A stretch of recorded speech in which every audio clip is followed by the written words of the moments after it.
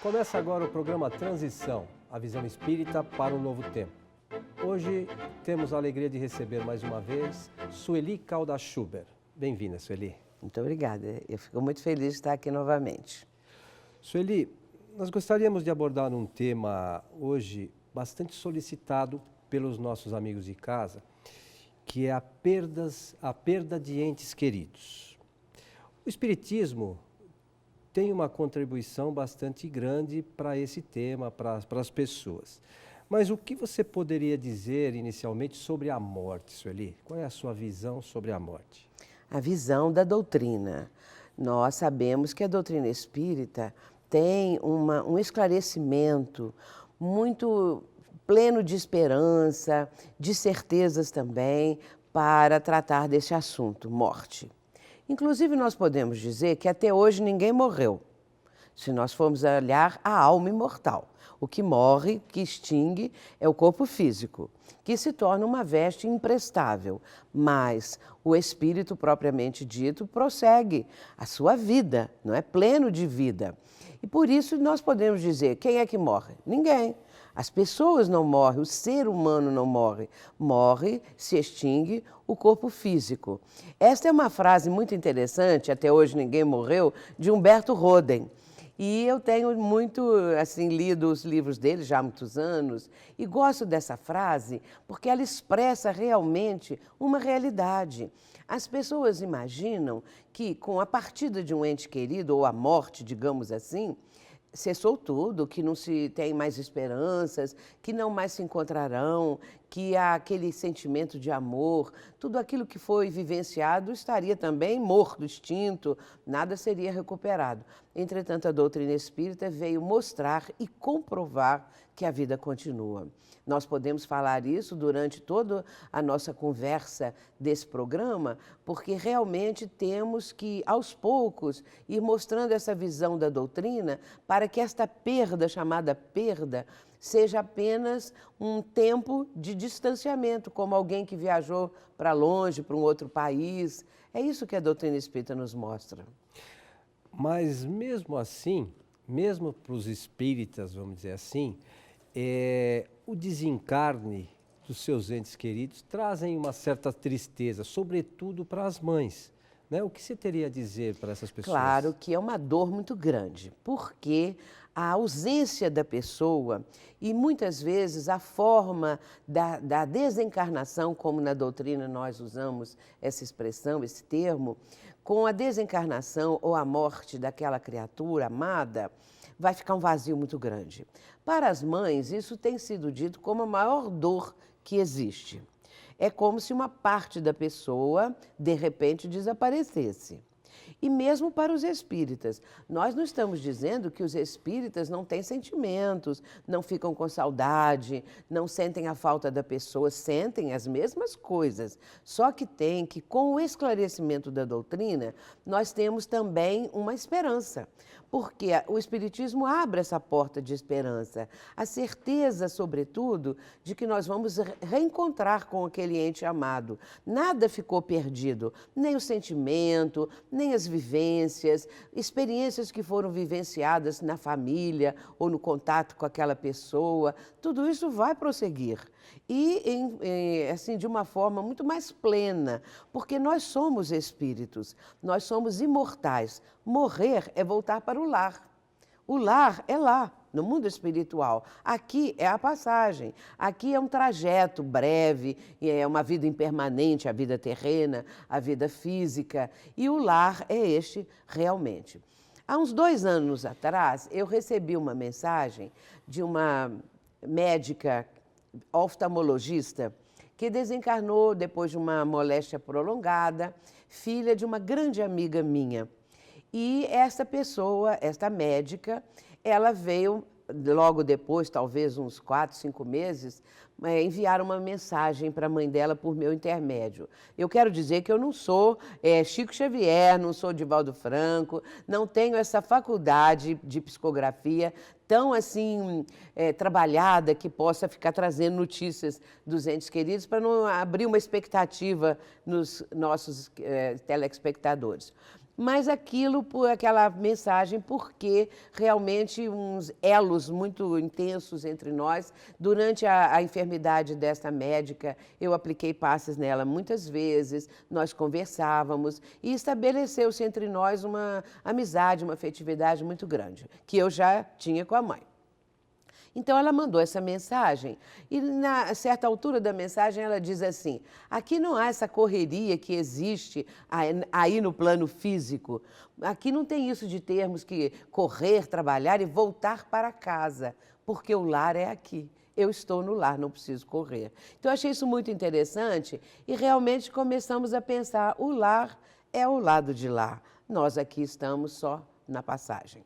Fazendo um aprendizado, talvez. Um aprendizado, experiências, porque nós fazemos testes, digamos assim, aqui no plano físico. Infelizmente, o que nós vemos é uma dificuldade muito grande de a pessoa vivenciar de uma forma digna, nobre, elevada, aqui as experiências terrenas. Mas, com o tempo, a gente aprende. Mas o que acontece com o espírito após a morte? Bem, claro que... Vai depender da condição do espírito. Dependendo da condição do espírito, né? Dependendo da condição da criatura, do espírito, que vivenciou um tempo aqui na vida física, dependendo de como ele se portou, do que foi a sua conduta, que foi as suas experiências, como ele amealhou tudo isso de conhecimentos, de amadurecimento, dependendo. Se a pessoa realmente aproveitou bem, plantou coisas boas, vai colher bons frutos do outro lado.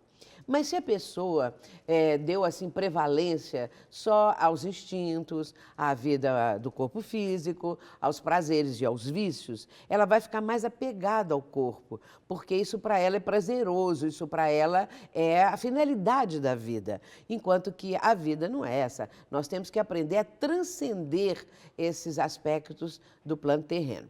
E do lado de lá, é claro que a pessoa muito apegada, ela vai sentir falta dessas situações todas que estava vivendo. E fica com o seu pensamento, porque o que faz com que a pessoa seja feliz do outro lado ou infeliz, ter uma boa condição ou uma condição mais difícil, é o processo mental. Se ela está muito presa mentalmente a tudo aquilo que ela vivia na vida terrena, é claro que vai sentir falta e querer isso. Mas se ela já está numa mudança, se ela já está aspirando coisas mais transcendentes, coisas mais espiritualizadas, é claro que a sua força mental, a sua energia mental já está num plano mais elevado, de mais compreensão. E aí sim, ela sente um bem-estar, ela se adapta ao mundo espiritual, ela compreende, porque quem está do lado de lá, quem foi para o lado de lá, também sente saudades dos entes queridos, das pessoas amadas. E vai, com a sua experiência, com uma vivência digna que teve na Terra, conseguir superar isso, administrar bem essa saudade, sabendo que é temporária. Quantos e quantos viajam para os extremos do mundo, do planeta, em regiões, às vezes, de difíceis comunicações, mas sabem que vão reencontrar? É a mesma coisa. Sueli, o que você teria a dizer para as mães que perdem seus filhos ainda muito novos, né? Crianças, às vezes de colo, esses desencarnes prematuros? O que você poderia dizer para essas mães? É claro que a dor é muito grande. Eu imagino que a dor da partida de um bebezinho e a partida de um filho adolescente ou adulto, esse tipo de dor deve ser a mesma. Da perda, vamos dizer assim, do vazio que vai acontecer pela falta daquela pessoa. No caso de uma criança, de um bebê, o que acontece? A fragilidade da criança faz com que aquele momento em que tudo era esperança, tudo era expectativa em torno da criança que chegou, que nasceu, que começa o seu processo de crescimento.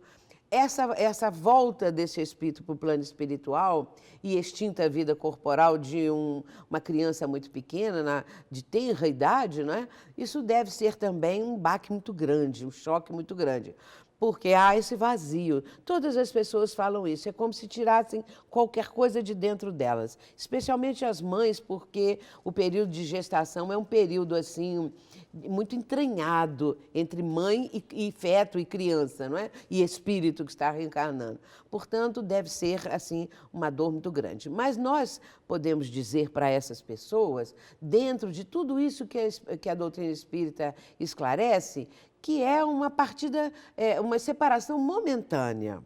E que talvez até esse espírito retorne. É comum que uma criança recém-nascida, que ou nasça já morta, ou daí a um tempo, poucas horas, alguns meses, a criança desencarna. Pode ser que este espírito volte, pode ser que seja um complemento necessário de reencarnação por causa da situação anterior, da reencarnação anterior. Pode ser por isso. Nós estamos apresentando várias hipóteses, não é? E a ideia que a doutrina transmite, essa certeza de que nada fica perdido, que aquela criança, antes de ser nossa, aquele espírito, é de Deus. Nós estamos com eles por empréstimo de Deus. Criamos liames muito fortes, muito sólidos de amor com nossos filhos, com nossos entes queridos. Mas, acima de tudo, o projeto é o projeto divino. E essa compreensão facilita, dá uma certeza de que tudo continua, que nada está perdido, que aquele bebezinho, aquela criancinha, ela está amparada.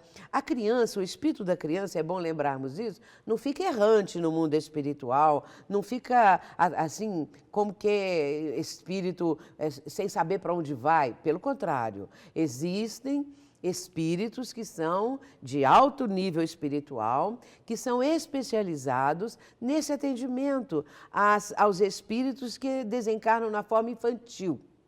Por quê? Porque psicologicamente eles se adaptaram, o espírito teve que se adaptar ao cérebro físico, com todas as limitações que um nascituro ou uma criança com um pouquinho mais de idade apresenta. O cérebro está ainda num processo todo de desenvolvimento.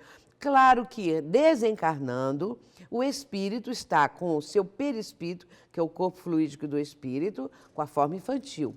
E toda a sua psicologia também, sentindo-se criança. É claro que ele vai precisar de um tempo para reverter tudo isso. Se for um espírito muito evoluído, consegue reverter em pouco tempo no mundo espiritual. Mas como a maioria não é, existem locais apropriados no mundo espiritual aonde ficam os espíritos ainda com essa morfologia, com esse aspecto infantil, e ali eles vão, sob a proteção de espíritos bondosos, eles vão aos poucos chegando à fase adulta, porque esta é a fase que os espíritos apresentam no mundo espiritual, numa visão geral. Então, eles lá no mundo espiritual também, eles passam por um, vamos chamar assim, amadurecimento espiritual para retornar à sua plenitude como espírito. Exato, é isso mesmo. É preciso que eles tenham um tempo, o espírito, que ele tenha um tempo para se adaptar à nova realidade.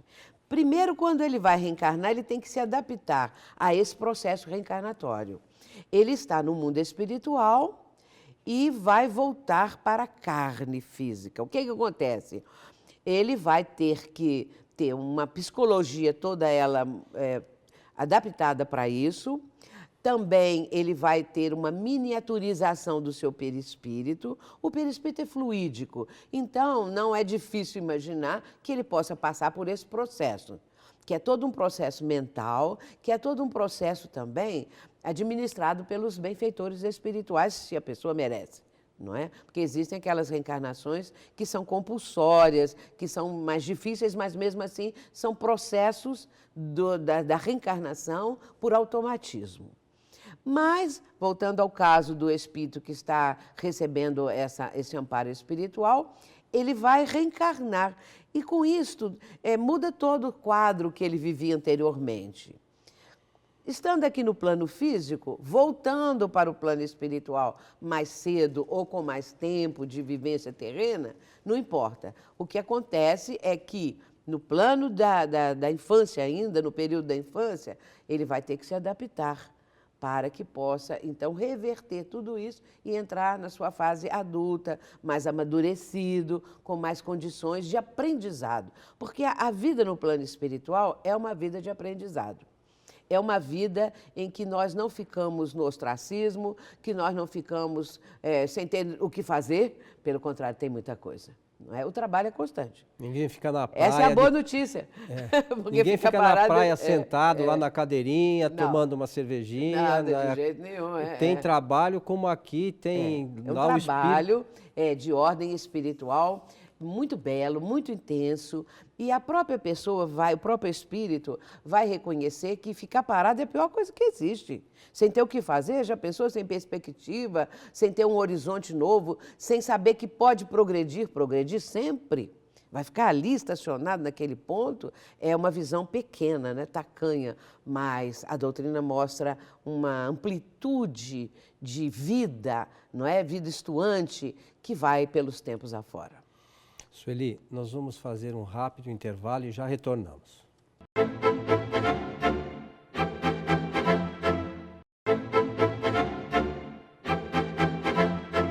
Estamos de volta com o programa Transição.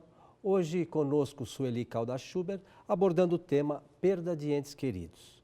Sueli, eu queria que você falasse um pouquinho sobre o CD que você e o nosso companheiro José Maria de Medeiros Souza fizeram justamente com esse tema que você... Sim, esse tema nós estamos abordando nesse CD exatamente para ajudar as pessoas, para esclarecer. Ele é muito didático, porque é de perguntas e respostas, não propriamente perguntas e respostas dos ouvintes.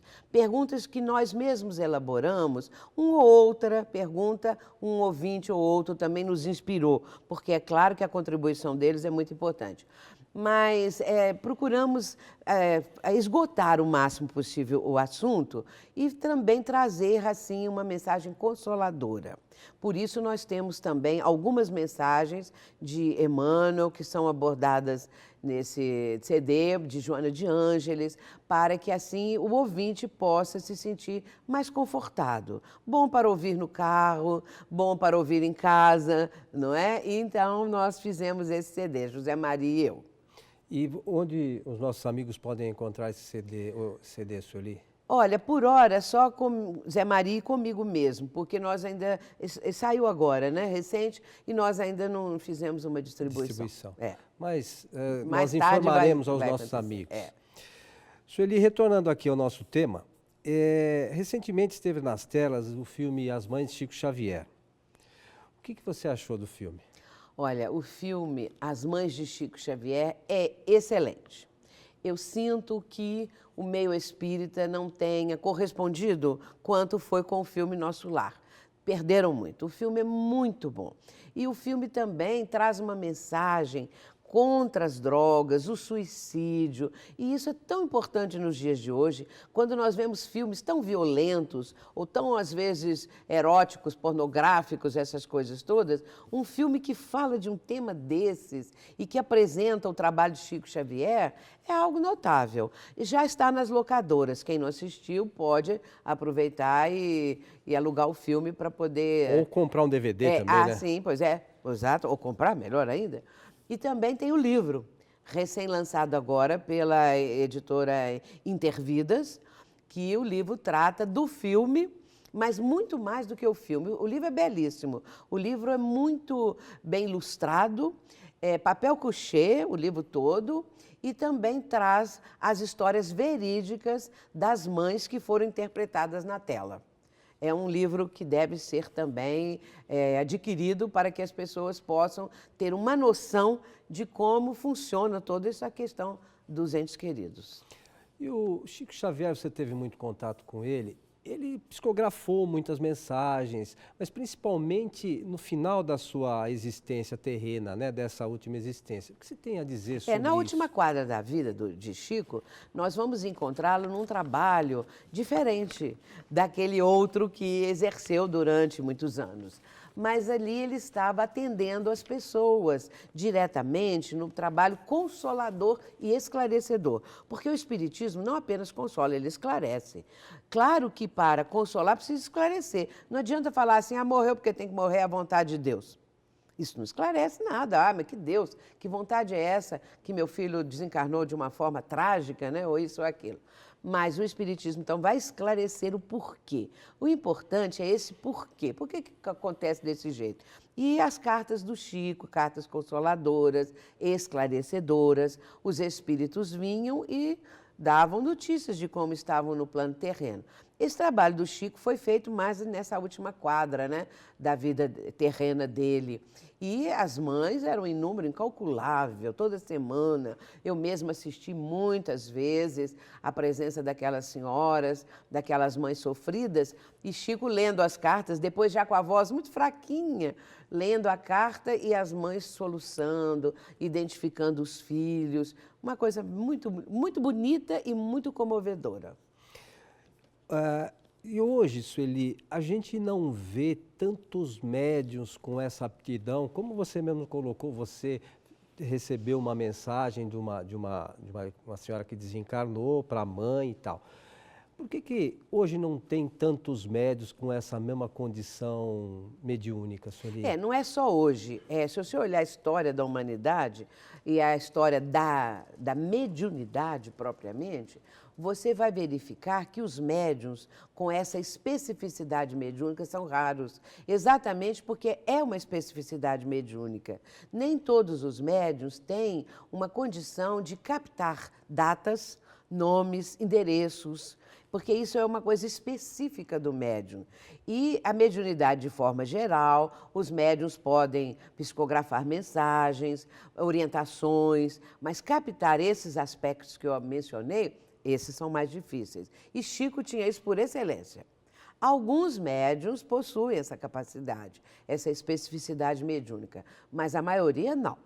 E uma carta, por exemplo, de um ente querido que está no mundo espiritual para uma pessoa encarnada, sem essas datas, sem coisa alguma, a família só vai identificar se houver ali algum tipo de palavreado, de gíria, às vezes, de forma de se expressar, assim que eles vão identificar o ente querido. Algum detalhe específico? Detalhe específico de algum acontecimento, mas não propriamente com as datas, porque isso é mais difícil, embora exista.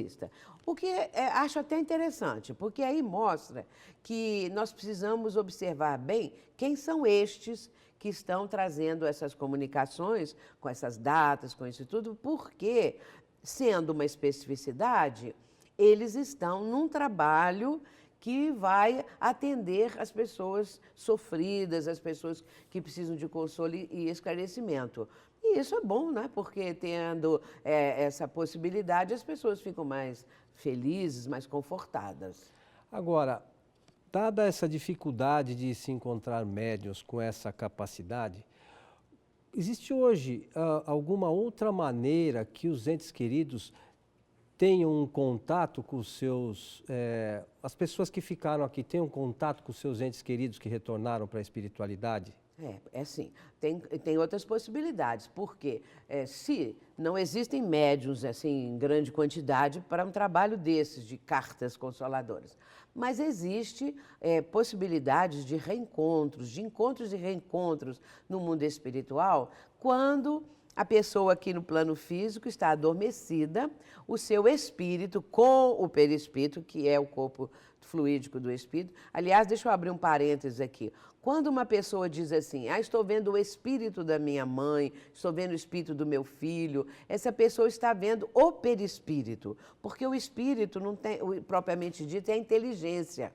Então, é uma luz, é uma chama, ele não tem uma forma. A forma é essa do perispírito, que é um corpo, só que é um corpo fluídico.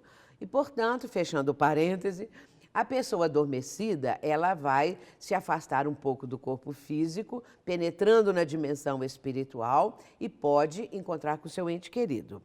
E nesse caso, não quer dizer que ela vai morrer, que afastou do corpo, não. Porque existem os laços fluídicos que ligam o perispírito ao corpo físico. E hoje em dia isso até é mostrado em filmes, em livros, é chamado de cordão prateado, que é o último laço a ser desfeito quando da desencarnação. Portanto, a pessoa pode ter encontros no mundo espiritual, pode perceber a pessoa do seu ente querido dentro do seu lar ou na sua própria vida. Então, existem assim aspectos que vão atenuar a dor, né? Minimizar um pouco aquela falta e fazer com que haja uma suavidade maior na vida da criatura. Isso pode. Então quer dizer que aquelas pessoas, porque nós recebemos no programa muitos e-mails, muitas solicitações de psicografia, e as pessoas inclusive relatam que durante o sonho parece que estiveram com seus entes queridos e tal. Então eles tiveram realmente com os seus entes queridos, eles tiveram esse contato, claro, tiveram. E a mensagem que eles tenham recebido desses entes queridos é verdadeira. Claro, claro, porque é uma coisa assim tão forte e com tanto detalhe às vezes, e a pessoa percebe a presença daquele ente querido, e isso é um encontro, porque existem os sonhos, que são sonhos fisiológicos, decorrentes das coisas do dia a dia, e existem os sonhos espirituais, que são os encontros. Então, a gente poderia dizer que por essas informações, até pelos sonhos, nós podemos garantir para os nossos amigos de casa que a vida continua, a vida não acaba. É claro, é.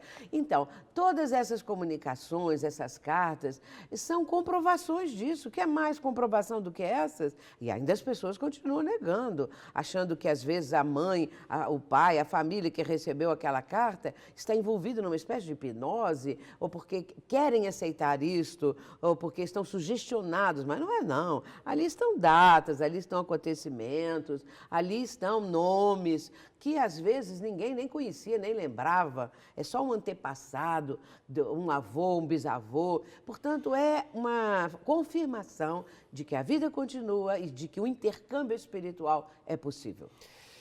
Sueli, para encerrar, nós estamos chegando ao final do nosso programa, então quer dizer que nós podemos afirmar que o Espiritismo é o consolador prometido por Jesus? Claro, podemos, podemos. Porque consola, realmente. Em vez daquela visão de que a vida acabou, de que não existe mais nada, nós passamos a ter uma visão da continuidade da vida, da sobrevivência, da imortalidade. É isso que o Espiritismo está comprovando para nós. A vida continua, nós somos imortais. E o que nós vamos fazer com a nossa imortalidade? O que nós vamos fazer do outro lado da vida? Então, a doutrina nos mostra toda essa condição do mundo espiritual e mostrando também que ali está a nossa pátria. Se nós somos espíritos, vivemos no mundo espiritual, não poderia ser no mundo terreno. Portanto, a doutrina espírita pode, nos trazendo essa consolação, ser dita mesmo como o consolador prometido por Jesus, que disse que ele nos faria lembrar tudo o que ele estava ensinando e muito mais, não é? O Espírito de verdade. Sueli, chegamos ao final, nossos agradecimentos a você. Nós esperamos poder contar com você em outras ocasiões, né? Com a certeza de que você traz sempre muitos esclarecimentos aos nossos amigos de casa. Eu agradeço também, desejando muita paz a todos. Obrigada. E a você que esteve conosco, o nosso abraço e esperamos você no próximo Transição. Até lá.